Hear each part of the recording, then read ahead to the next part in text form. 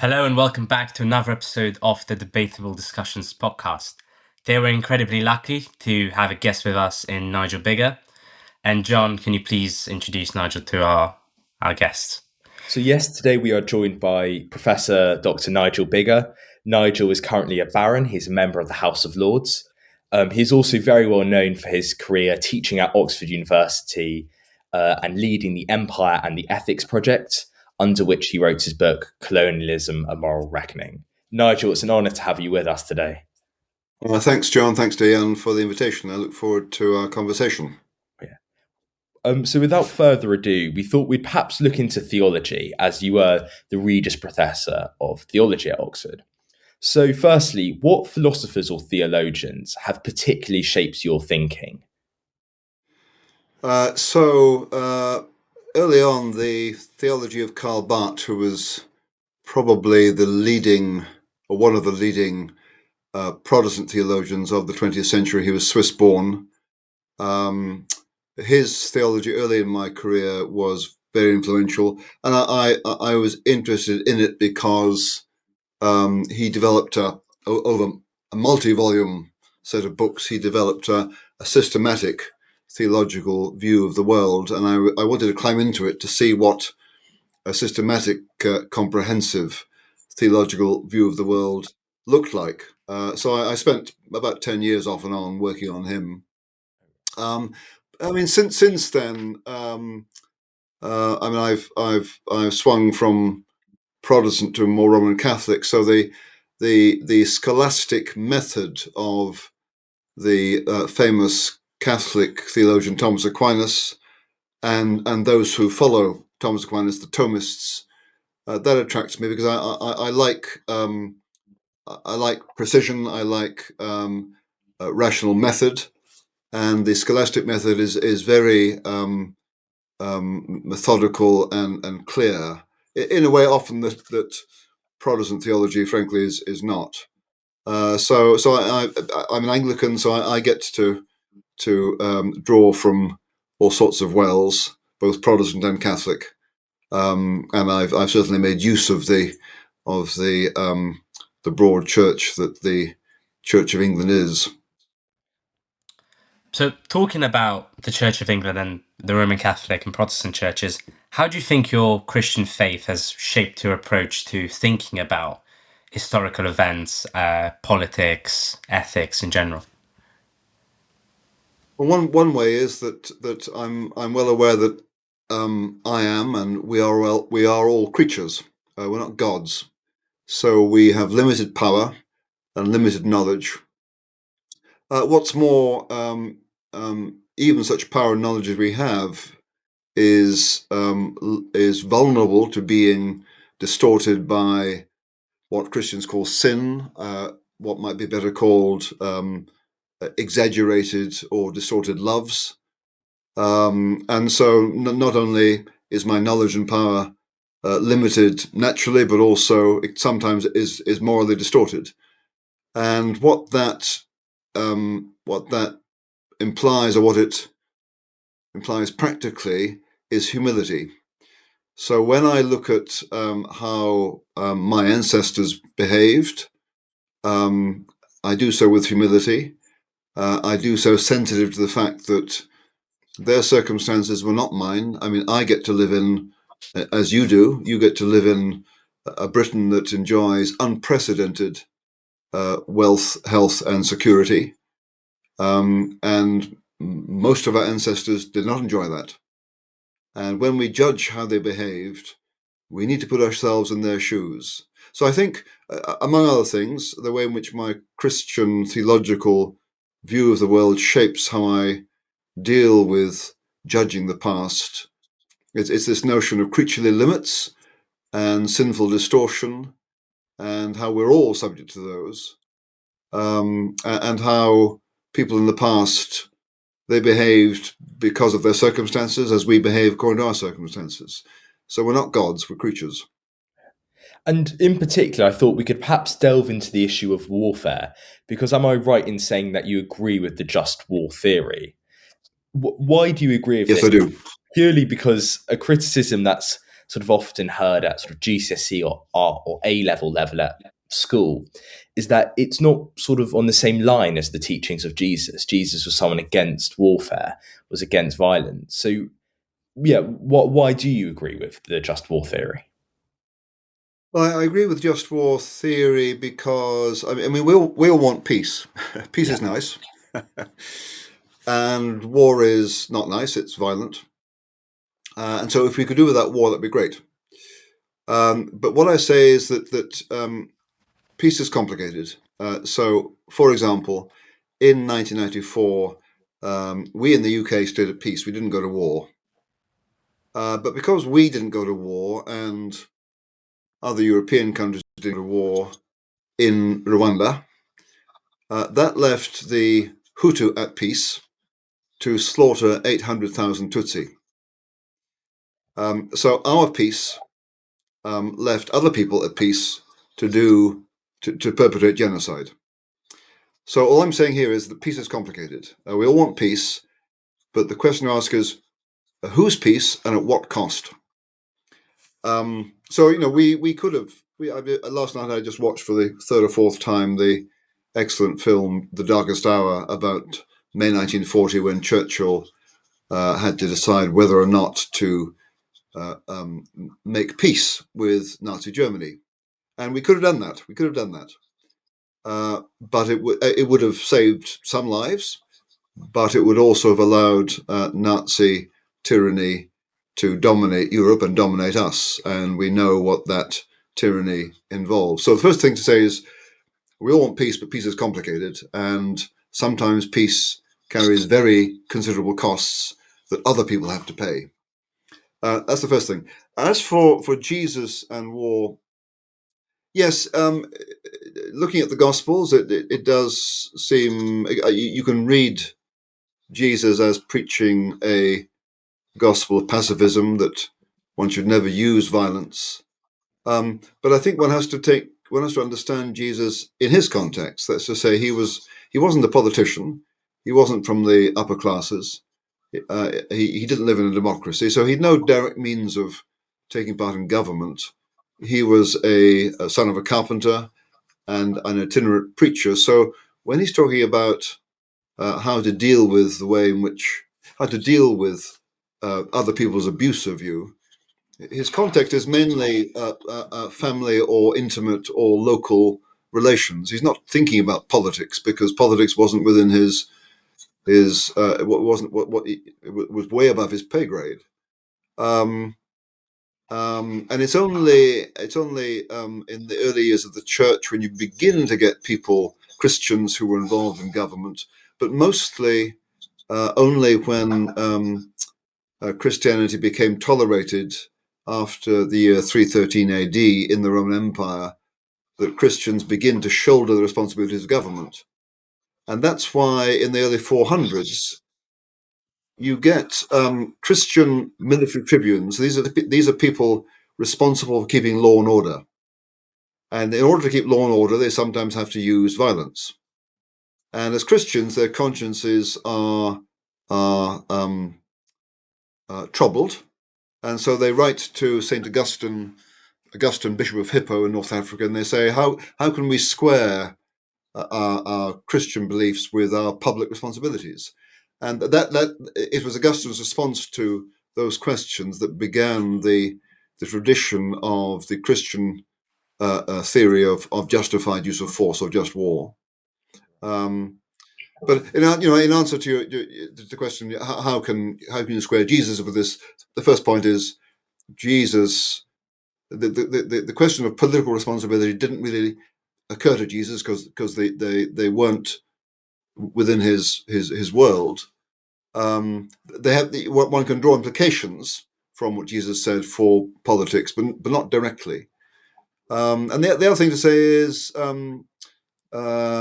in the Gospels and the Acts of the Apostles, there are three occasions, I think, when either Jesus or the apostles come across Roman military centurions, and not once do they tell the centurions they should give up their profession because it's not compatible with their Christian faith. And on every occasion, I think, the centurions are praised for their faith, but they're not required to abandon their military profession, which does suggest that in the eyes of Jesus and of the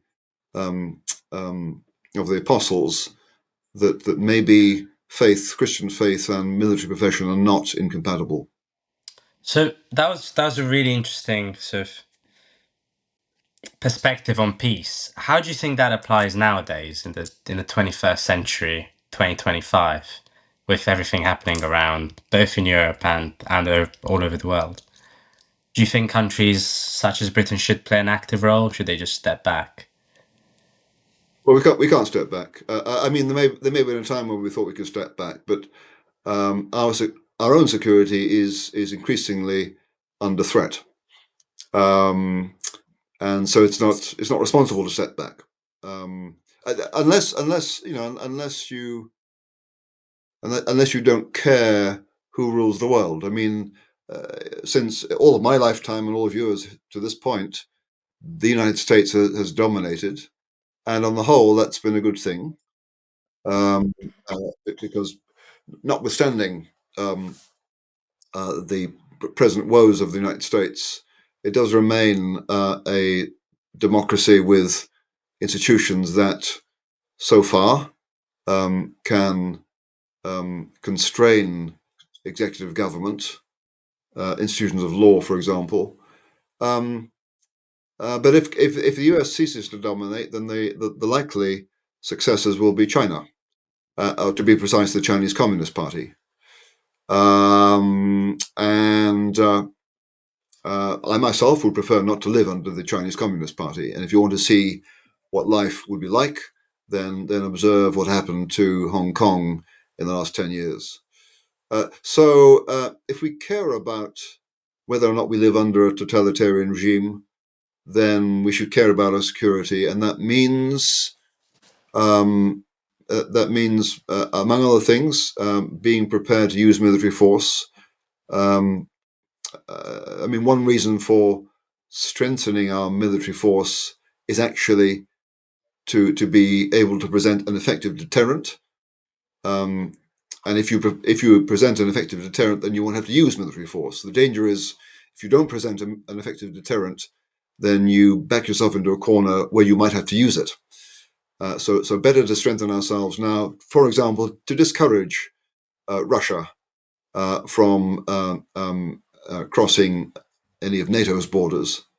I think that's extremely important, and that's why I think that even though Ukraine will have to compromise, it won't recover all its pre-2014 territory. Even though that's the case, I do think it's important that Vladimir Putin learn that what he's done to Ukraine, he cannot repeat elsewhere, and also President Xi with regard to Taiwan. Linked to these ideas of peace and conflict, perhaps we could transition on to the next sort of segment of the podcast, which is on history and in particular the British Empire. So could you perhaps summarise your views on the British Empire, which have obviously attracted some sort of controversy? Yes. So first of all, when we consider the British Empire, we must put it in context. One context was that empire was a universal political, universal phenomenon, a universal political form practiced by every people in every continent from the dawn of time. And it has been said that most people in history have lived under empires of one kind or the other. Secondly, the mass migration of peoples is a universal phenomenon. So the British Empire consisted partly of the mass migration of people from England, Ireland, and Scotland and Wales across the Atlantic to North America, and then subsequently to Australia. This migration impacted native peoples in both those places, initially in negative ways, in the end, arguably positively. But the mass migration of peoples is universal. The Iroquois migrated north of the Great Lakes in North America in the 1600s, overwhelmed the Huron. The Comanche expanded in the southwest of what's the US, and overwhelmed the Apache and created a vast slave economy, according to one historian. The Zulu expanded westward in the 1820s in South Africa, scattering other African peoples to three of the four winds. And the Maori expanded when they sailed across to the Chatham Islands from what is now New Zealand in 1835, where they slaughtered 10% of the population and enslaved the rest. So, when you're thinking about British migration, British worldwide exploration, the establishment of colonies, the British were not unique in this at all, and nor were they unique in being involved in slavery for 150 years or so. That's the first thing to say. Second, I'd say, and in the conclusion of my book, I lay out this argument. I say, if you survey 400 years of British Empire from Newfoundland to New Zealand, you find, yes, the empire presided over bad stuff, slavery, spread of disease, theft or seizure of unjust seizure of land, racial prejudice, etc.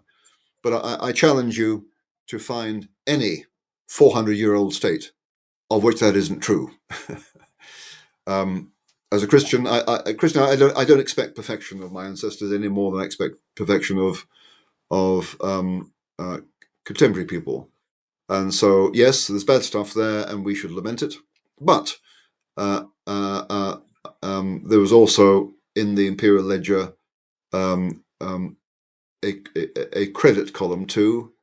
For example, the development of the conviction in the late 1700s that slavery is abhorrent, and then the movement to abolish first slave trading and then slavery within the British Empire, and then the use of imperial power worldwide for the rest of the empire's life, suppressing slavery from Brazil to New Zealand. And I said that slavery and slave trading were universal institutions.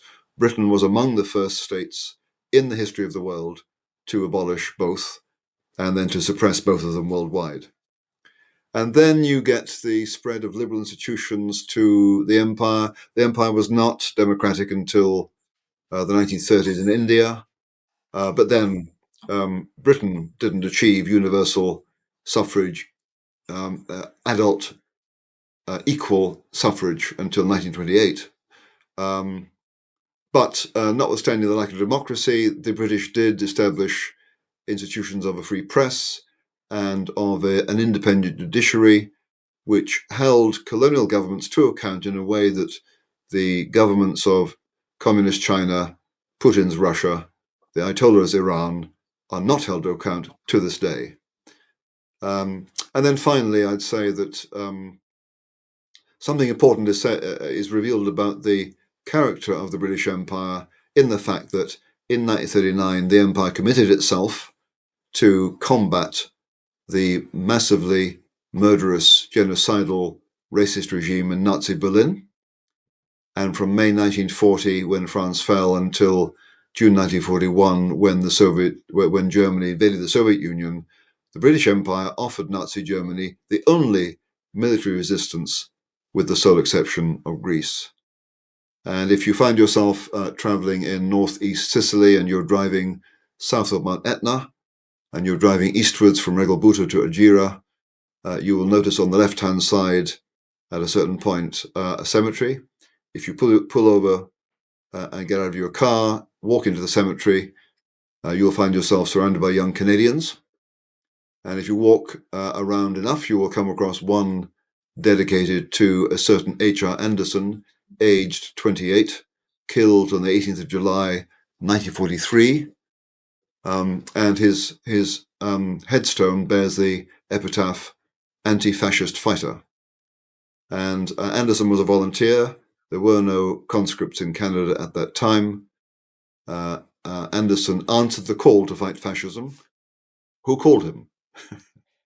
The British Empire. So whatever bad stuff the empire presided over, and it did, I think one can say that as it grew and matured, it became more humanitarian and more liberal, and that's about the most we can expect of any state. And that is really interesting there, because especially the narrative, I think, that's traditionally told about the empire overlooks all those aspects. And I think, and that was personally the thing which I really gained from reading your book, is that even if you don't agree with it, I think you've at least got to understand that there are aspects outside of this narrative which we should recognize how the empire was beneficial. No, absolutely, John. And you can be forgiven, given your age, for saying traditionally. Actually, the view that dominates your world is one that has only dominated for about 7 years, or 8 years, or 10 years. The view I present actually was pretty unremarkable 15, 20 years ago. But you're right. The relentless denigration of European British empire and colonialism is a major feature of our current culture, and it needs to be corrected because it's false, and it also produces, I think, unhelpful guilt, and it doesn't, in my view, help race relations at all to say that white people are all bad and non-white people are just victims. It wasn't true, and it doesn't help. So you talked about this sort of perspective that a lot of people hold nowadays, and perhaps a good question is, what do you think is the most misunderstood aspect of the British Empire? You've given us a couple of examples, but if there's one that truly stands out, which do you think that is? But I think, Dejan, the irony is, what I'm doing and what my book does is to talk up the humanitarian and liberal elements in the empire, which were certainly there, and these are the ones that are systematically ignored and dismissed. So, ironically, I'm saying we should admire the progressive parts of the empire,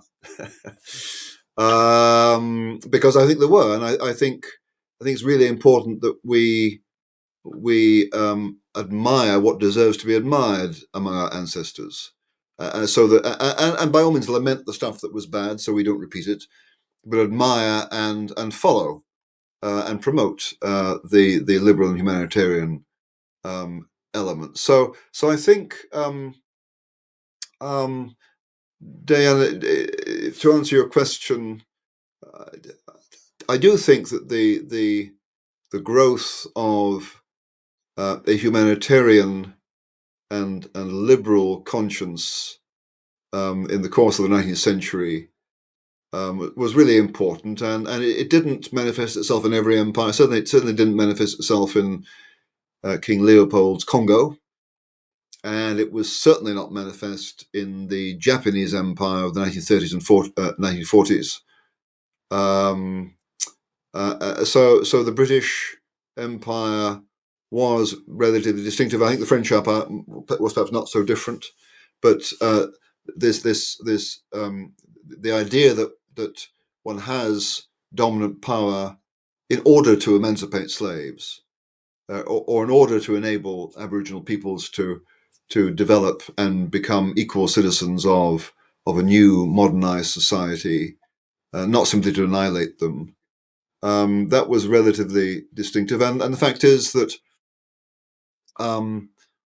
countries like New Zealand and Australia and Canada and the United States now are, according to certain measures, and Britain, are among the least racist countries on earth. The World Values Survey 2023 asked two questions of interviewees in 17 countries. One was, would you object to having an immigrant as a neighbour?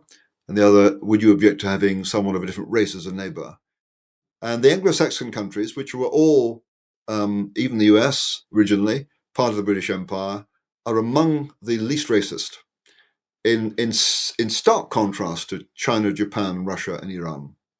And I'm not saying that there has been horrible racism both in the empire and in Britain in the past, but we've combated it, and no doubt there is still racial prejudice now, but we are combating it, and we've been actually pretty successful, and certainly very successful comparatively. And it's not a coincidence that these countries, former members of the British Empire, have developed and strengthened these liberal traditions. I think that's a very interesting parallel you make there between sort of different world empires. Why do you think that the British and, as you said, the French Empire are a bit distinctive in comparison to others? Well, it's certainly partly to do with. Let me not speak for the French, but the English or the British Empire.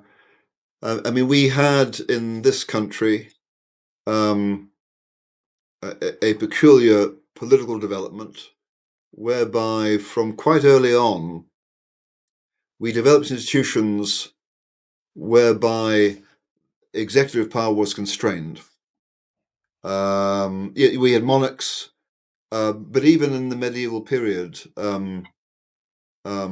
French observers were astonished at the degree to which English kings were constrained by their parliament.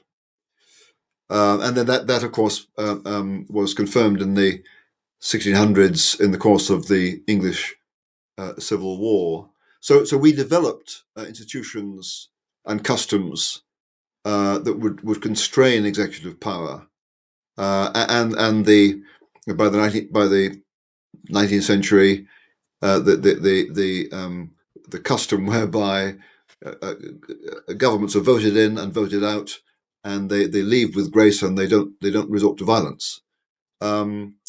And so, to some extent, it's because of our own political evolution that then affected the institutions and the customs we spread worldwide. Another influence was Christianity. I mean, um, the movement to abolish slavery was inspired partly by Enlightenment philosophers like Montesquieu in France, but the Enlightenment philosophers influenced only the literary elite, people like Adam Smith in Scotland. The abolition movement was a popular movement. In 1791, something like 20% of the male population of the country signed petitions to abolish slavery. This was long before mass democracy, long before social media, long before mass communication. So that's quite remarkable. And at the popular end, it wasn't Enlightenment philosophy, it was Christian conviction, the conviction that all human beings are equal under God, regardless of race. So I'd say those were two reasons for the relatively humanitarian and liberal character of the British Empire. Oh, so thank you very much, Nigel, for joining us today. I hope our listeners had fun listening to you because, I mean, personally for me, I learned lots of new things, but also you offered a narrative and actually a very evaluative and truthful account of the empire, which is rarely told, especially in education, but also in the wider public conscious. So thank you for coming on today. My pleasure. I'm glad to have this conversation and glad to get the message out there. And always, if you enjoy this episode, please also, get a copy of Nigel's book, as well as go back to some of our past episodes with guests or just with John and I discussing issues of history and philosophy. Thank you very much and see you next week. I'll see you.